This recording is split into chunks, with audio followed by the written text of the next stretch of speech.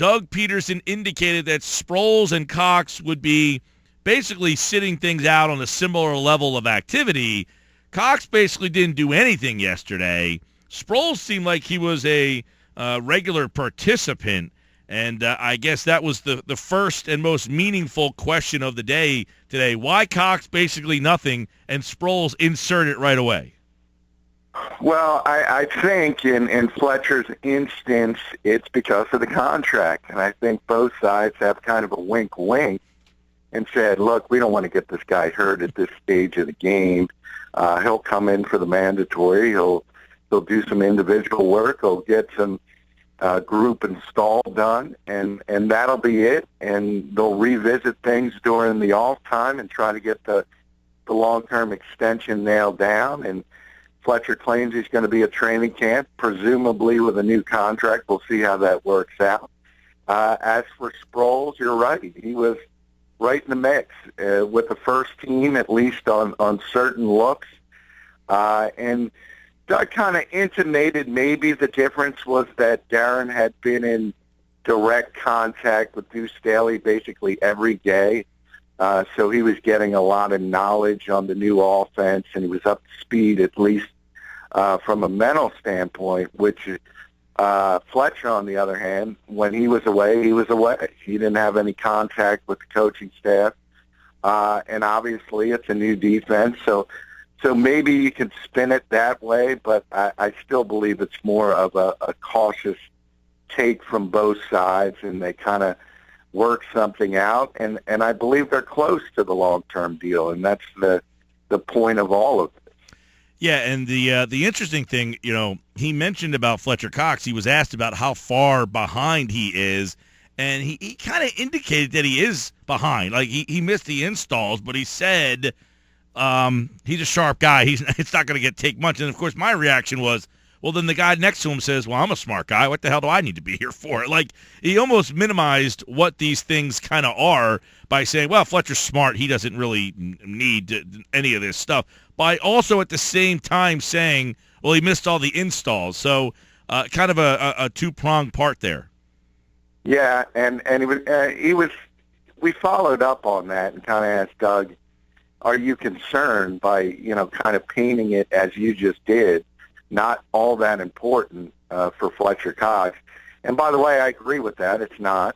But you have the other side of the coin, and that others can look at it and say, okay, well, why do I need it? And, a lot of that takes care of itself, Mike, in that players understand this system, and they do realize, for instance, that voluntary OTAs or even a mini camp like today and this week is more important for younger players. It's more important for players on the bubble. It's not as important for the stars. And if they're going to have contract issues, they're not going to show up. And it's not just in Philadelphia. It's not just Fletcher Cox. You see it all around the country. That's just the way you do business in the NFL in 2016. And a lot of that is just sort of the way it rolls. And guys understand that, hey, if you need a new contract, if you're coming up, if you have 1 year left like Fletcher does, well, this is probably what you're going to do. But if you just sign the long-term extension, as Fletcher is presumably going to do at some point, well, then he's going to be expected to be at OTAs next year, even though he doesn't need it. What's the number for you? What do you think is fair for Fletcher Cox? I mean, we see Marcel Darius and Ndamukong Suh. We've seen, Albert Hainsworth in the past. What is the value of that position? Well, the value is significant in that position, and that's the biggest problem for the Eagles. For me, it's all about the guaranteed money, and it's going to come between $50 and $60 million. The Eagles would prefer it to be closer to 50, and obviously Fletcher would like it near 60. And only very few people, Ndamukong Suh, Olivier Vernon, have gotten near that number of guaranteed money. So that's what you're talking about. Now, a lot of that, obviously Fletcher isn't the second best defensive player in football, and everybody points to J.J. Watt who doesn't get as much. But a lot of it comes to timing and the fact that he's up. And, you know, he might get the most guaranteed money, it's possible, of all time. And then the next day, Von Miller might sign and get more. So that's just the reality of where Fletcher is. And it's just a matter of how big that guaranteed stipend is going to be. John McMullen's with us, 97.3 ESPN.com, live today from the NovaCare Center, and we'll get more on that. And about Darren Sproles, you know, he indicated today, and I find this interesting because we kind of touched on it yesterday a little bit, John, about the role of the running back. And I look back, and I look in Philadelphia, you had LaShawn McCoy, you had Brian Westbrook. Now, before that, you did have kind of a three-headed monster with the Westbrook, Staley, Buckhalter group. You go to Kansas City, and you had Charles, who was kind of the dominant guy, and then he got hurt, and you had West, and then West got hurt, and you had Ware. Here, I don't know that you have a Charles, a Westbrook, or a McCoy. It seems that they're going to have to go by committee, and it sounded like Peterson, that is, acknowledged that we might have to go committee, but it doesn't sound like something that is that he loves the idea of doing.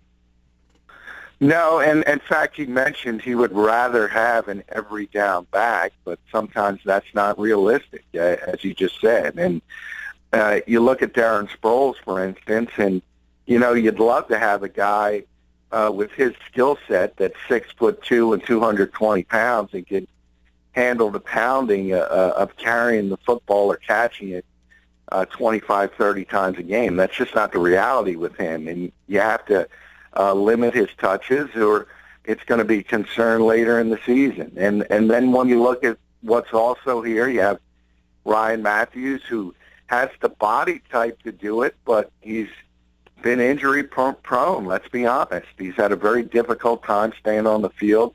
Not only here last year, but in San Diego. The 1 year he did, he was tremendous.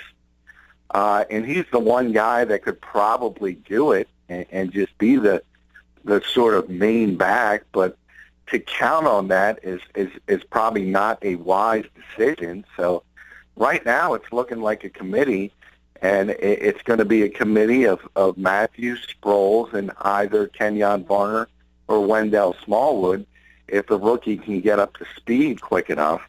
But those are the guys in the mix. And yeah, it's looking like it's going to have to be a committee setup because I don't know if there's one guy here that could handle the workload a feature back is required to handle. Yeah, it seems like, you know, they got the small, shifty back. They got the bigger back. Matthews is the bigger, faster guy. And then you got Smallwood, kind of the middle-sized guy there. So they got a little bit of everything, but that doesn't smell or sound like one guy being the feature guy over the other. And you wonder, as we kind of indicated there, that Peterson doesn't seem to favor that. He seems like an older school guy with that. He wants to go with the bell cow.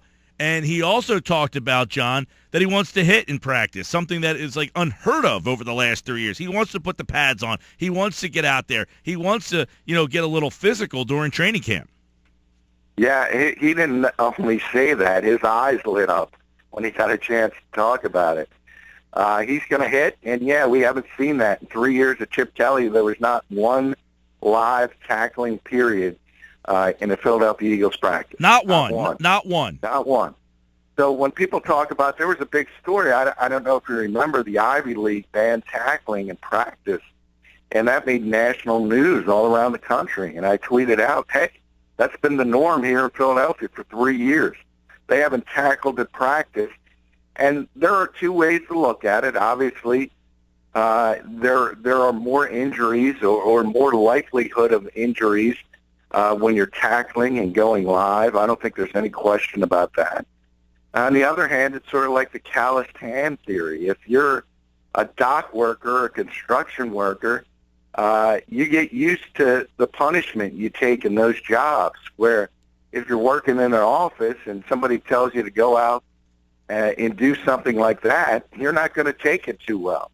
And the same thing holds true for football. If you don't take hitting, it's going to be a shock to the system when you get there and you're asked to do it. And Doug's kind of that old school guy, and he believes in it, and Andy believed in it, and the Eagles are going to get back to it. And it's almost crazy to hear what you said, that the Kelly regime didn't hit not once during his 3 years here. And you would have to think that the defensive players, at the very least, are happy about this?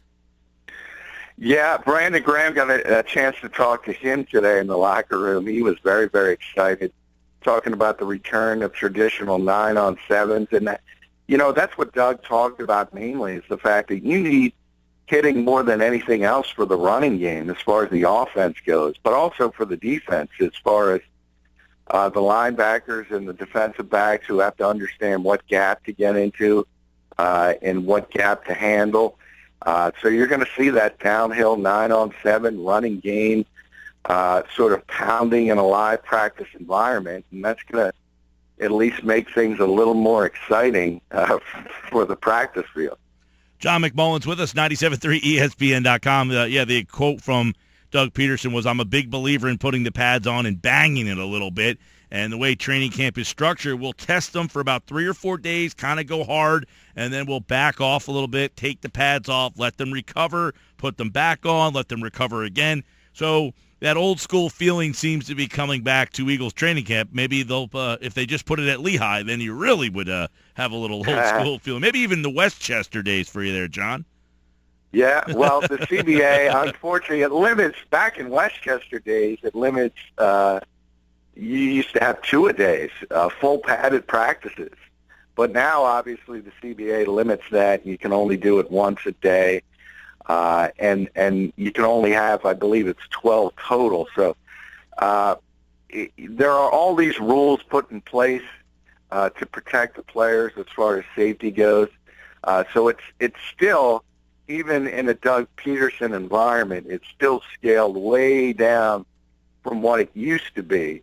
But it's just going to be kicked up a notch from where it was with Chip Kelly. Give us an update on the Cody Parkey, Caleb Sturgis competition, because, again, Parkey missed all of last year, struggled at the end of the year before. Sturgis struggled at the beginning, came on strong late. Do we anticipate that being something to keep an eye on when they get to training camp? Yeah, I think it's going to be a legitimate competition. And, it was interesting. They had a kind of a kickoff today at the beginning of practice. Parkey was still the number 1. Sturgis was number 2.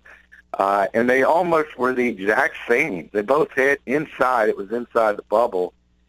So they both hit from 53, which is pretty impressive, especially for Parkey, because they told us he's still not 100%. Mm-hmm. And then they went back to 56. And they both missed, and they not only both missed, they both missed wide left at almost the exact same spot. So it's kind of weird how even they've been.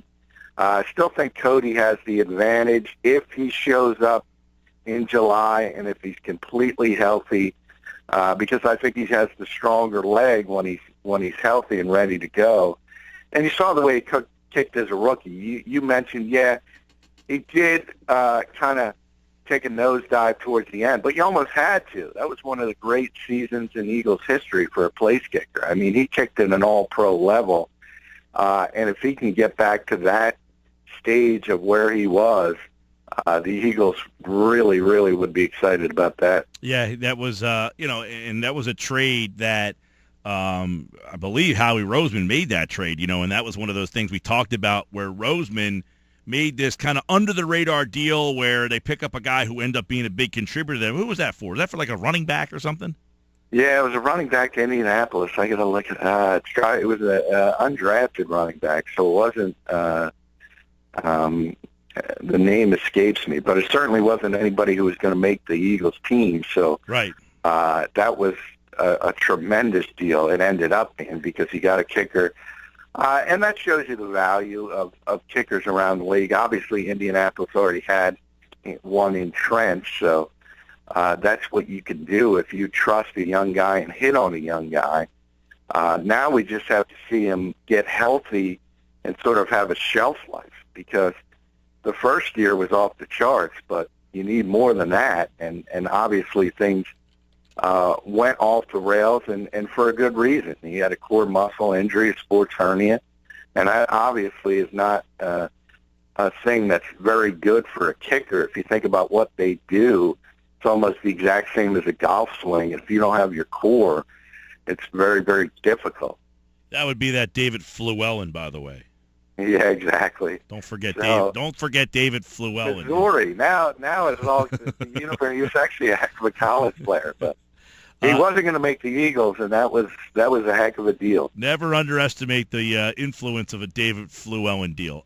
Reuben Randle says he was kind of judged wrong by the Giants. There's been a lot of, I think if you talk to Giants fans, they would say he's a knucklehead. He was very inconsistent. He was a guy who didn't focus a lot. I know he missed some time with the gallbladder, but I want to get your take on Randle because he's kind of come out and said that he was read wrong by this Giants team. What's your read on Randle? Well, I think he believes that, certainly. Remember, that was the Tom Coughlin Giants, so this was a guy who was suspended twice for missing team meetings, and that doesn't necessarily mean missing in Tom Coughlin's world. He could have been 5 minutes late. He does have a very laid-back personality, and that can be looked upon poorly at times, and I think that's what he feels happened in New York. And then you look at the production. He was a pretty productive guy, especially over the last 2 seasons for whole numbers. But when you look at the number of targets, Giants fans will say they threw him the football so much, there should have been much more production. That's probably true. So it's probably one of those things, a little bit from column A, a little bit from column B. He certainly wasn't the best route runner in the world, but everybody from the Giants who want to jump on their sword to protect Eli Manning, plenty of those interceptions were Eli's fault, just bad throws. You can't blame everything on Reuben Randle. And I'll just say this for Doug Peterson. Yesterday he was asked about the outside receiving slot, and the first name that he brought up was Reuben Randle. So I think this coaching staff thinks very, very highly of him, and they assume he's going to be a starting wide receiver on this team. Yeah, and I wonder, I was kind of talking about this earlier, Givens is interesting to me because of the history with Bradford, and then what Peterson said the other day that he thinks that Matthews is more of a slot guy. Randle was a slot guy in New York. Has he been getting more work on the outside? Yeah, he has, and they are different receivers, Randle and Chris Givens. Givens is kind of a one-trick pony. He's got tremendous deep speed, and that's something the Eagles need because they haven't had it since Sean Jackson. So I think he has a role on this team, but I just don't think he's well-rounded enough to be a starting wide receiver is going to get that significant number of snaps. I think the Eagles look at Randle, as you mentioned, he's played a lot in the slot. They believe he can play outside, and that versatility will help him. And I just think they believe he's more well-rounded, can run a number of different routes as opposed to a guy like Givens who's just out there to stretch the field. John McMullen's with us, 97.3 ESPN.com. It seems like you're getting to the finish line, John, of football. It seems like from about July of last year to right about now, one more day left, right? That's it before there's a legitimate hiatus for this league? That is correct. One day for this team. A lot of teams have their mandatory minicamps next week, and then you have sort of that 5-6 week dark period where the players aren't at the facility and the coaches hold their breath, hoping they don't get in trouble. And I guess the biggest news from that standpoint is that Sam Bradford's going to take some of the receivers out to San Diego, where Darren Sproles is, and Carson Wentz is going to go. So it's kumbaya. They're going to try to build up a good rapport and work out a little on their own. But, yeah, this is the one time a year where you can breathe. Everybody loves football, so they won't, but where you have a little bit of downtime. And you deserve it. I mean, you're playing hurt the last couple of weeks here, and it's been nonstop. This team has made a ton of moves, maybe on Friday's show, we do a little retrospect of the last year of everything that has changed in the last year, where they were at this time last year to where they are right now. And in that, you mentioned Bradford, and I think that should be noted. I get what they're doing with the reps and to do it, because Wentz is here. He's got to get reps. He's got to start, getting on-the-job training if he's not going to play. And I'm not trying to say that Bradford is causing a fit, because I certainly don't think he is. But if I'm Bradford, I certainly want to make sure I'm getting my reps. And by saying my reps, I mean a majority of the reps, because I, too, am learning this offense. So while he's not kicking and screaming, I almost think he should be saying, hey, Coach, I need to get these reps here. I don't know your offense. Chase knows the offense. Wentz isn't going to play at all. I need to start getting more reps in this thing here, so I can get ready for the season. Well, I think you'll see that in training camp as we progress. I think it's early enough where he's not concerned with it, the off-season work. In fact, if you've been in the league like Sam has for a number of years, you probably prefer it just because you want to lower the pitch count, so to speak. You don't want to throw it too much in the off-season and then all of a sudden have a dead arm come training camp. So, but if he's going to be the starter of this team, as surmised, as assumed by the head coach and everybody else, at some point, probably week 3 of the preseason, moving forward, they're going to have to change drastically, and they're going to have to limit the repetitions of not only Chase Daniel but also Carson Wentz, because you have to get ready to play real football games, and that means the number one guys have to get the vast majority of the reps, and I think that's the way it'll go at that point. But until that point, I think they're going to do everything possible to try to get Carson Wentz up to speed. All right, we'll have more on Eagles OTAs. Their final day tomorrow. John will be there. 97.3 ESPN.com will be there. John has more on today's OTAs over at 97.3 ESPN.com. Make sure you go to the website, and at the top of the page in the must-read section, click on McMullen's Eagles coverage. And he'll be back tomorrow. Thanks, John. Hey, thanks, Mike.